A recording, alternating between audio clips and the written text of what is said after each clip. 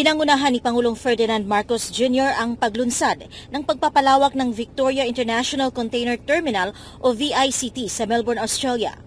Ang VICT ay isang subsidiary ng International Container Terminal Services Incorporated o ICTSI na nakabase sa Maynila. Ginanap ang pagpapasinaya sa sideline ng paglahok ng Pangulo sa ika-50 ASEAN-Australia Special Summit. Sa kanyang talumpati, binigyang diin ni Pangulong Marcos ang pandaigdigang tagumpay ng International Container Terminal Services Incorporated sa paggamit ng makabagong teknolohiya sa mga operasyon nito. Aniya, ito ay naging isang maningning na halimbawa ng kadalubhasaan ng mga Filipino na nag-aambag sa maayos na daloy ng kalakalan at komersyo sa mundo.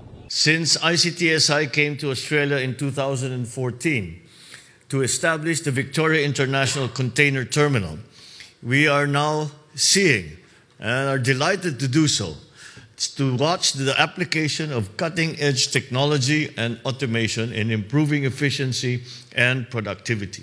Sa katunayan, sinabi ni Pangulong Marcos na ang paggamit ng mga modernong kagamitan sa Victoria International Container Terminal ay magbibigay ng mas ligtas na working environment. Sa pamamagitan din nito, mapabubuti ang kalusugan at pamumuhay ng mga manggagawa nito. Ang VICT ay ang unang entry point ng International Container Terminal Services Incorporated sa Australia na nagsimula ng operasyon nito noong 2017 at lumaki pa bilang major player sa Melbourne. Ang ICTSI ay isa na ngayon sa pinakamalaking independenteng terminal operator na may 33 terminal sa 19 na bansa sa 6 na kontinente. Binigyang diin din ng Pangulo na ang kumpanya ay sumusuporta rin sa mga Filipino seafarer na bumubuo ng malaking proporsyon ng mga marino na dumadaan sa mga pasilidad nito. Si Pangulo Marcos ay kasalukuyang nasa Melbourne na lumalahok sa 2024 ASEAN-Australia Special Summit.